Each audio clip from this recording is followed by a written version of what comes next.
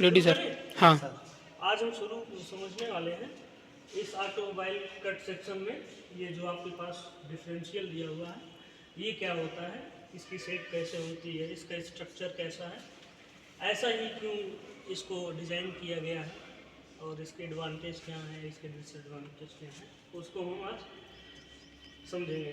ठीक है, तो ये सबसे पहले आपका ये एक डिफरेंशियल दिया हुआ है। ये डिफरेंशियल का कट सेक्शन दिया हुआ है, इसे हाउसिंग बोलते हैं। इसके ऊपर अगर इसको ढक दिया जाएगा तो इसका मतलब है ये हाउसिंग के अंदर है, और इस हाउसिंग को अगर काट दिया गया है तो कट सेक्शन नहीं है। ठीक है, इसको आपको समझाने के लिए इसको काट दिया गया है। यहाँ पे आप देख सकते हैं cut section, rear axle. Rear मतलब पीछे का भाग होता है। ठीक है, तो ये जैसे आपकी ओवरऑल ऑटोमोबाइल है, ट्रक है, कोई कार है या कुछ भी, ठीक है, तो उसके पीछे का जो पहिया होता है, व्हील होता है, वो कैसे आगे बढ़ता है, कैसे उसका मैकेनिज्म काम करता है, उसी को समझने के लिए आपके कट सेक्शन दिया हुआ है। ठीक है, इतना समझ में आ रहा है आपको? ये आपके दोनों व्हील होते हैं, इसका यहाँ पे व्हील अलाइनमेंट होता है, यहाँ पे व्हील अलाइनमेंट होता है, यहाँ पे आपका व्हील लग जाता है। वो व्हील रोटेट करने के लिए इसका अलाइनमेंट दिया गया, यानी व्हील को जो पावर चाहिए वो पावर यहाँ तक किस वे में ट्रांसमिट होगी, उसी को आपको इसमें समझना है। तो हम उम्मीद करते हैं आपको ये समझ में आ गया है कि समझना क्या है। जो आपको इंजन से पावर जनरेट होगी, उसी पावर को इस व्हील तक ट्रांसफर करने के लिए क्या मैकेनिज्म बनाया गया है, उसी को आपको समझना है। ठीक है, इसको समझने के लिए हाँ थोड़ा आप लोग इसको बचा के रखना, मूवमेंट करेगा तो कहीं उंगली फंसे ना। ठीक है, आप लोग उसको, आपका मेन फोकस इसको होना चाहिए। ठीक है, देखिए होता क्या, एक हैंडल दिया गया है। हैंडल क्यों दिया गया है? हैंडल इसलिए दिया गया है कि जब रियल में आप कार को देखते हो या ऑटोमोबाइल को देखते हो तो ये ड्राइव शाफ्ट लगी होती है। तो वो ड्राइव शाफ्ट पावर कहाँ से ले रही होती है? और यहाँ पे ड्राइव शाफ्ट है नहीं, तो आपके लिए इसको घुमाने के लिए क्या दे दिया गया है? तो आप ये समझ लो ये ड्राइव शाफ्ट है, और ये ड्राइव शाफ्ट का जो ये इंड है, इस पे एक गियर लगा हुआ है ये। ठीक है, इसका सेफ हेलिकल गियर है, इसको सिंपल हम एक गियर बोल देते हैं, pin gear.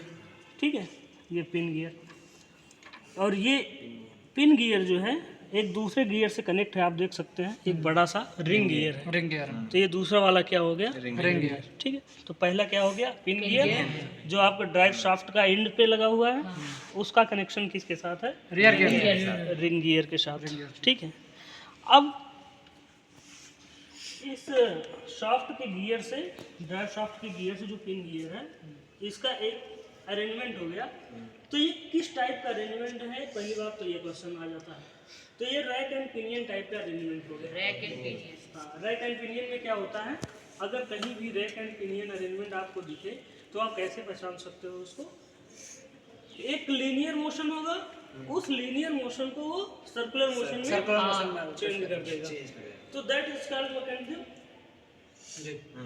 Rack and pinion mechanism. तो ये रैक एंड पिनियन मैकेनिज्म के द्वारा आप इसको देख सकते हो, ये चलेगा। ये आपका लीनियर हो गया, पिन गियर और ये रिंग गियर। ठीक है, अब ये रिंग गियर जो है, ये कट सेक्शन आपको देखिए, ये पिन गियर, रिंग गियर जो है, इसी के अंदर दो स्पाइडर गियर आपको दिख रहा है। इधर से आप देखो, ये स्पाइडर गियर है। ठीक है, ये स्पाइडर गियर इसके साथ अरेंज है। इसमें 4 स्पाइडर गियर अरेंज है, आप 2 भी कर सकते हो, वो डिपेंड करता है कि हमारा व्हीकल किस टाइप का है, उसके ऊपर कितना लोड लगेगा। ठीक है, तो ये जो 2 गियर हैं इसे स्पाइडर गियर बोलते हैं। अब ये क्यों लगा है उसको समझ लीजिए। इसके 2 काम है, एक्सिस पर, अपने खुद के एक्सिस से रोटेट करने का, और इस रिंग गियर के साथ। तो आप देख सकते हो ये जो गियर है स्पाइडर गियर, ये रिंग के साथ अटैचमेंट है। रिंग जैसे जैसे आगे बढ़ रही है उसी तरह से गियर भी आगे बढ़ रहा है। तो इसकी एक मोशन तो ये हो गई कि रिंग के साथ में मोशन कर रहा है, और दूसरी मोशन क्या हो गई, अपने खुद के एक्सिस पे आप ये देखो खुद के ऐसे देखो, ये क्लॉकवाइज और एंटी क्लॉकवाइज भी अपने एक्सिस के रोटेशन एक्सिस के अकॉर्डिंग रोटेट कर रहा है। ठीक है, जैसे ये बिल्कुल उसी तरह से आप समझ सकते हैं इसको। जैसे अपनी अर्थ है, अपने एक्सिस पे भी रोटेट कर रही है और राउंड भी लगा रही है। सन के चारों ओर भी घूम रही है। तो उसका एक्सिस रोटेशन भी हो गया और सन के राउंड भी हो गया। उसी तरह से ये रिंग के साथ भी रोटेट कर रही है और अपने एक्सिस पे भी कर रही है। इसी ये दो तरह से रोटेट कर रही है, इसी का ही यूज करके ये आपका मैकेनिज्म यहाँ पे समझाया गया। ठीक है, अब आपने 3 गियर अभी समझ लिए। पहला पिन गियर, रिंग गियर और इसके साथ स्पाइडर गियर। ठीक है, अब ये चौथा गियर जो स्पाइडर गियर है, ये 2 गियर के साथ मेश है। मेश का मतलब जुड़ना, अटैचमेंट। ठीक है, तो ये 2 गियर के साथ है, इसे साइड गियर आप बोल दो, तो ये चौथा टाइप का गियर आ गया। तो इसमें आप देख सकते हो 4 गियर का इस्तेमाल करके इस डिफरेंशियल को बनाया गया है। ठीक है, अब हम आते हैं कि ये मैकेनिज्म इस तरह से तो वर्क कर रहा है, लेकिन इसका यूज क्या है, आपने ऐसा क्या करने के लिए इसको बनाया है। ठीक है, तो दरअसल होता क्या है कि जब आपकी गाड़ी होती है पूरा आगे बढ़ती है, तो जब तक वो सीधी आ रही है कोई प्रॉब्लम नहीं होता है, लेकिन जैसे ही आप अपने व्हीकल को टर्न करते हो, चाहे लेफ्ट चाहे राइट, तो वो क्या होता है, जो एक सर्कुलर पाथ बनता है, वो अगर आप राइट साइड में मोड़ रहे हो तो लेफ्ट वाले व्हील का जो रोटेशन होता है आरपीएम, यानी कि रोटेशन पर मिनट, वो ज़्यादा होगा, उसका घट जाएगा। इसी तरह से लेफ्ट में अगर मोड़ोगे तो उसका ज़्यादा हो जाएगा, इसका कम। तो उस कंडीशन में क्या होगा, अगर ऐसा अलाइनमेंट नहीं रहेगा तो ये स्लिप करेगा टायर, और दोनों बराबर ही रहेंगे, स्लिप करेगा और लोड ज़्यादा आएगा तो हो सकता है इसका एक्सल भी टूट जाए, अंदर जो एक्सल लगा है। तो ये सब प्रॉब्लम्स ना हो, उसके लिए डिफरेंशियल का इस्तेमाल किया जाता है। ठीक है, तो अब इस तरह से क्या होगा, अगर आप इस डिफरेंशियल का इस्तेमाल करोगे तो उससे क्या होगा कि जैसे ये शाफ्ट आपकी घूम रही है, तो अगर सीधी जा रही है तो इसमें रोटेशन दोनों में बराबर होता है, और आप इसको टर्न करोगे तो उसके अकॉर्डिंग ये इधर भी इसको भी मूव कराएगा।